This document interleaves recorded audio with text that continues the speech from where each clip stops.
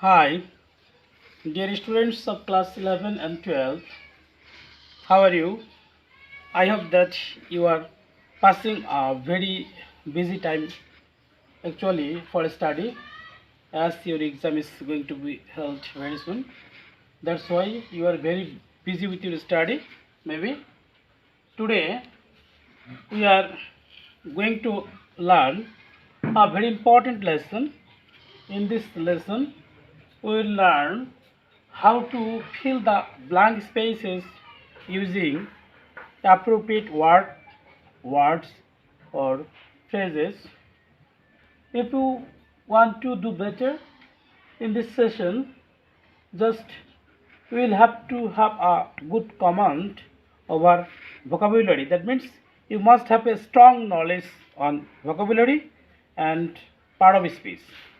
If you know the part of speech well and if you know vocabulary well, if you have a good command over vocabulary, good knowledge over vocabulary, and if you can use your common sense, that will do. Just play with words. If you know vocabulary well, then this is very easy for you. But if your vocabulary knowledge is very poor, then it will be difficult for you. You have to know vocabulary well. Just that will do. Now let's start our today's lesson. Today we will practice from first paper question number 5. Today we are going to practice English first paper question number 5. In question number 5 there will be a short passage. In the short passage there will be 10 blank spaces. You will have to fill up the blank space by using some appropriate word or words or phrases. Just using any word is not enough for you. Just you will have to use the appropriate word, the right word, the correct word in the correct place. If you want to do better and get good marks in this session, then of course again I want to say that you must have a strong knowledge of our vocabulary. You must have a good knowledge of our vocabulary and you must have to use your common sense. That will do. Let's start our today's session. Once Sheikh Shadi. Of course you know the story of Sheikh Shadi, the famous poet. Some of you know, that means all of you know the story of Sheikh Shadi. Once Sheikh Shadi was to the court of the king. Once একদিন Sheikh Shadi, the famous poet of Iran, was to the court of the king. একদিন ইরানের বিখ্যাত কবি Sheikh Saadi to the court of the king, রাজ দরবারে কি হয়েছিলেন? রাজ দরবারে তাকে কি করা হয়েছিল? নিমন্ত্রণ করা হয়েছিল। Just you have to use the common sense. Once Sheikh Saadi was নিমন্ত্রণ। নিমন্ত্রণ ইংরেজি কি? ইনভাইট। যেহেতু এখানে ওয়াজ আছে তাহলে এরপরে হয়তো আমরা আইএনজি যোগ করতে পারি অথবা পাস্ট পার্টিসিপেল করে দিতে পারি। তো আমরা প্যাসিভ সেন্সে করি যেহেতু অনেক আগের ঘটনা। তো once Sheikh Saadi was invited. Once Sheikh Saadi was invited to the court of the king.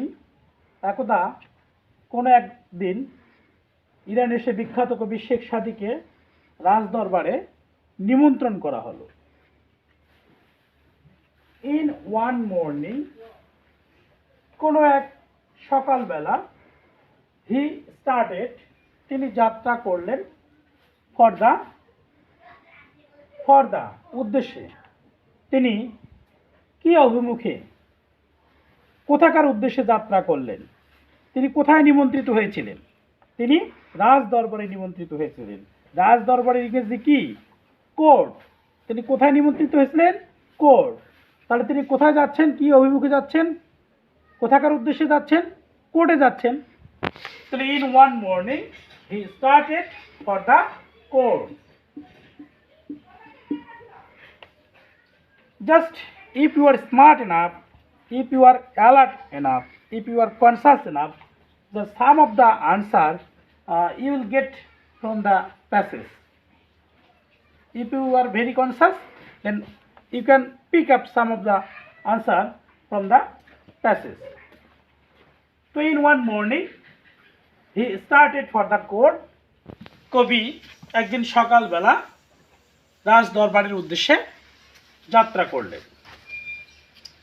It was a long, it was a long, it was এটা ছিল a long একটু লম্বা, লম্বা কি সে অনেক দূরের পথ বা অনেক লম্বা পথ আমরা এমনটি বলি। তো ইট ওয়াজ আ লং, লং কি পথ, পথের আমরা কি ইংরেজি ইউজ করতে পারি, ওয়ে, ওয়ে রাস্তা।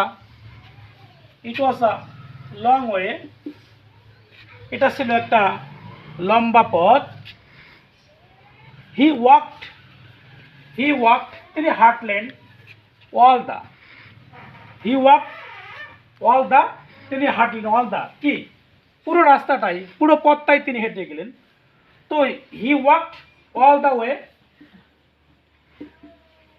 তিনি পুরো পথটাই হাঁটলেন, হেঁটে গেলেন। হি কুড নট তিনি পারলেন না, হি কুড নট তিনি পারলেন না, gap blank space, we have to fill up the blank space. He could not তিনি পারলেন না, কি পারলেন না, দ্য কোর্ট মানে কি রাজ দরবারে, তিনি রাজ দরবারে পারলেন না, কি পারলেন না, পৌঁছাতে পারলেন না। হি কুড নট, পৌঁছানোর ইংরেজি কি, reach, he could not rich.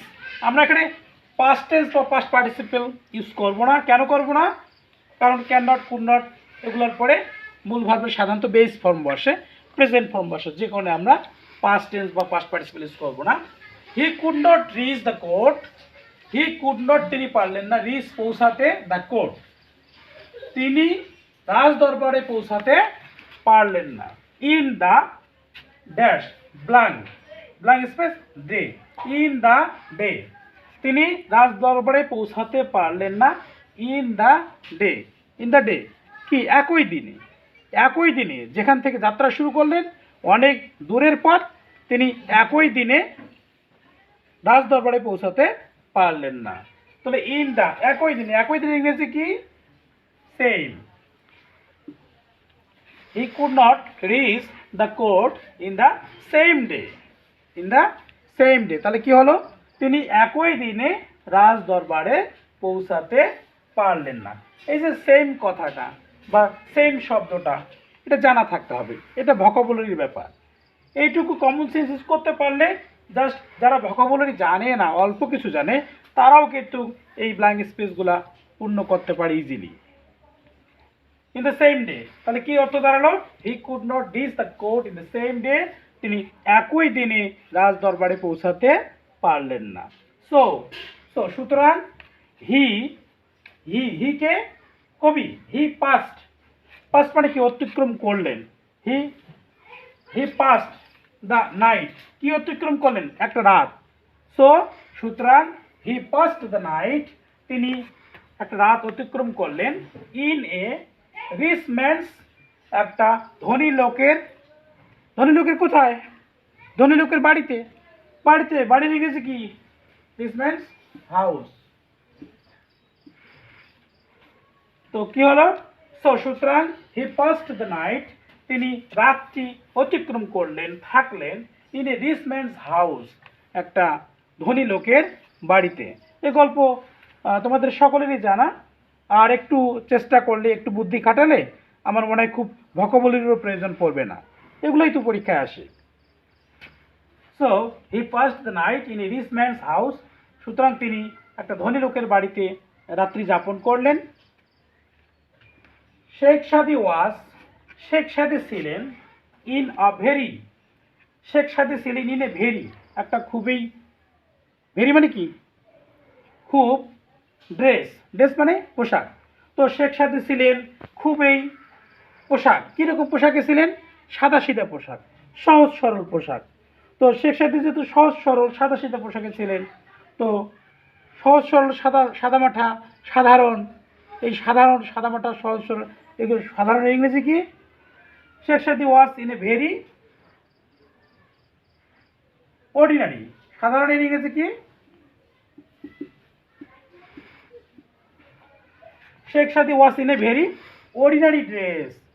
সেদিন কবি ছিলেন খুবই সাধারণ একটা পোশাকে, খুব সাদামাটা পোশাকে কবি সেদিন সেই ধনী লোকের বাড়িতে রাত্রি যাপন করেছিলেন।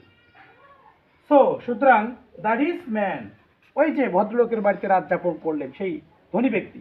সো দ্য রিচ ম্যান, সুতরাং ওই ধনী ব্যক্তিটি যার বাড়িতে তিনি রাত যাপন করলেন, থট, তিনি ভাবলেন, দ্যাট, যে, হি ওয়াজ অ্যান, তিনি ছিলেন একজন, ম্যান, মানুষ,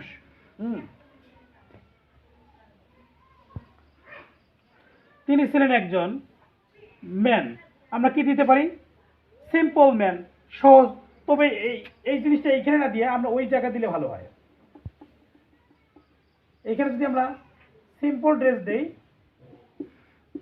সিম্পল ড্রেস, তাহলে বেশি মানায়। He was in a very simple dress, তিনি ছিলেন খুব সাদামাটা পোশাকে। আর সো দ্য রিচ ম্যান, ওই ধনী মানুষটি থট, ভাবলেন, দ্যাট হি ওয়াজ অ্যান, এইখানে যদি আমরা অর্ডিনারি কথাটা দেই তাহলে বেশি মানায়। অর্ডিনারি ম্যান, ORDINA,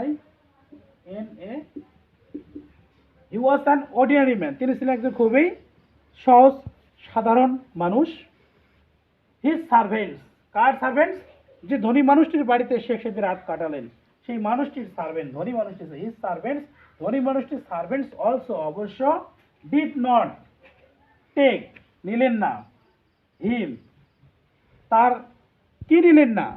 ধনী মানুষটির চাকর বাকরেরা কবির খুব একটা যত্ন আত্মিক করলেন না, কবিকে খুব সমাদর করলেন না, কবিকে খুব ভালোভাবে আদর করলেন না, আপ্যায়িত করলেন না। তাহলে ডিড নট টেক, তার যত্ন করার ইংরেজি কি? কেয়ার, কেয়ার করা। তো did not take, CARE, care of, একটা প্রিপোজিশন দিই। টেক কেয়ার অফ মানে কি? এটা একটা ফ্রেজ। টেক কেয়ার অফ মানে যত্ন নেওয়া। His servants also did not take care of him, তার চাকর বাকরেরাও তার ঠিক মতো যত্ন করলেন না। So dear students, now is it clear to you? All of you understand?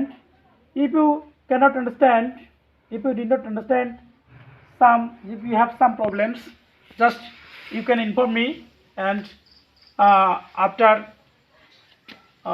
when college will reopen, you can contact with me, you will come to me, and I will make you understand everything. Okay, so no more today, see you next class. Thank you all.